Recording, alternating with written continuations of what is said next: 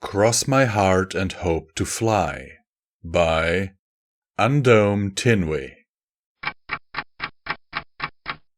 Written in the stars. Twilight did not believe in fairy tales. And then the princess saw the jeweler. She recognized her cutie mark as the one carved into the stone that had fallen from the sky and into her garden. And she knew that they were fated to be madly in love with one another for the rest of their lives. Rarity, on the other hand, seemed to have quite the passion for them.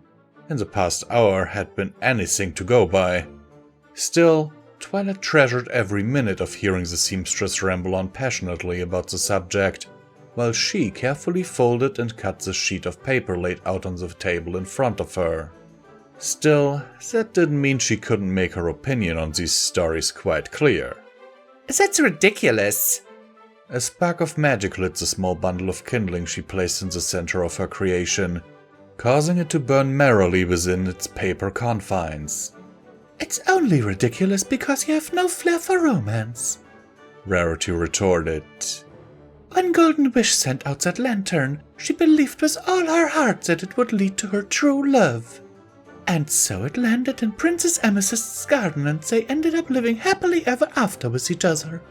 If you sent out a paper lantern during a period of relatively normal wind patterns, Twilight said, running the calculations in her mind, and you aim it towards some kind of population center, then statistically speaking, it's going to land on the property of someone that you'll meet sometime in your life. Especially back in the times these stories came from, given the limited amount of travel undertaken by ponies. And since the nobility tended to own more land, the landing point will be skewed towards that demographic. Or, Rarity argued, floating over a stone towards Twilight, because Golden wanted to find true love more than anything, the winds carried her lantern towards the love of her life, so that they could be together forever. There's no magical phenomenon that could facilitate some kind of transfer like that, no matter how strong her intent was. Twilight's lips quirked up in a smile. She did enjoy these debates, even if she knew Rarity wasn't being totally serious most of the time. It was an interesting intellectual exercise, and Rarity was a fun mare to engage in such with. Cadence spent years debunking these sorts of superstitions and exposing charlatans trying to prey on desperate souls. Still, there's no reason not to try, is there? Rarity dropped the stone in front of Twilight. I already went through the trouble of carving your cutie mark on it. And you need to test that lantern anyways for when you teach Chirali's class how to make some. It should have been simple to indulge Rarity. Just tie the stone to the lantern and let it float off. Even if someone found it, that didn't mean anything anyways. And yet, Twilight already knew who she was in love with. She didn't need some silly story to tell her. And having this stone land on some pony else's doorstep made her feel uncomfortable in a completely irrational manner. Even if it does land at my true love's hooves, she tried to argue instead. How will I be able to find them? She put on a casual smile that she didn't feel. Maybe I should add a tracking spell to it. Rarity rolled her eyes. Honestly, you take all the romance out of it. Why don't you have a little faith, I prefer science over faith, Twilight replied. Still, if it made Rarity happy... Fine. She picked up the stone, taking a moment to note how good a job Rarity had done recreating her cutie mark on it, and tied it to the paper lantern that was now hovering in the air under her magic.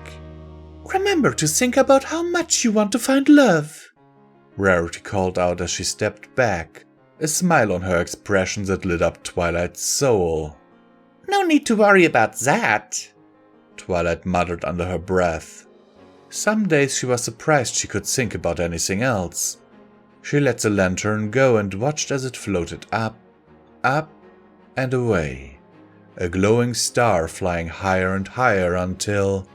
A stray gust suddenly jerked it violently to the side. The string attaching the stone to the lantern snapped off, and the symbol plummeted downwards while the light continued to rise. Twilight's attention immediately shifted as she watched the stone fall to the ground. Right in front of Rarity. whose horn was glowing with what Twilight recognized as the remnants of an atmospheric manipulation spell. Then again, sometimes fate needs a helping hoof, wouldn't you agree? And this time, when Rarity smiled, the whole world faded away. You... Twilight barely managed to stammer, her heart pounding away as she processed what had just happened.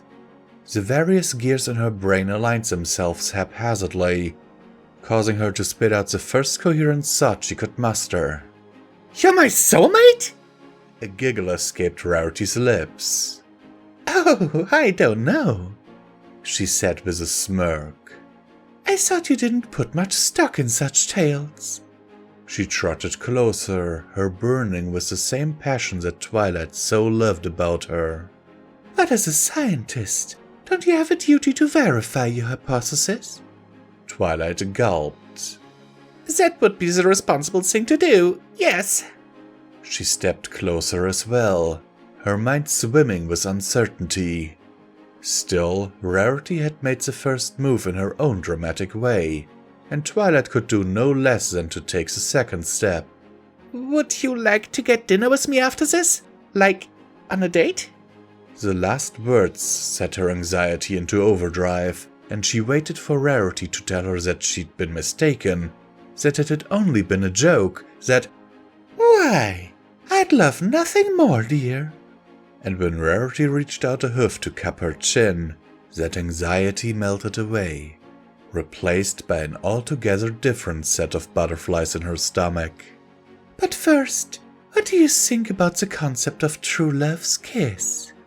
They leaned in, and afterwards, Twilight Sparkle believed. Hello and welcome back to Common Thomas Visual Pony, where I'll remind you that you can support Pony and Wolf Productions through the link down in the description below. Every dollar helps is needed and very much appreciated. And every dollar, of course, also helps to keep the lights on around here. So let's get into the meat of the story, because I don't think I can keep talking like this for very long. So, I just saw that in the comments here, there's actually already a reading of this. By someone else. Okay. What else can I say about this? Nothing really. It is a nice Twilight X Rarity story. While I don't really support that ship, because, you know, personally I'm more like Twilight with Flash Sentry and Rarity with Big Mac or something, you know, that's kind of more my thing. I still think it's a good story. I like it, and I recommend that you go over to the author's page and give them some love. And with that, as always, I hope that this video finds you well in body and mind, and that you have enjoyed this video and that we will see each other in the next one.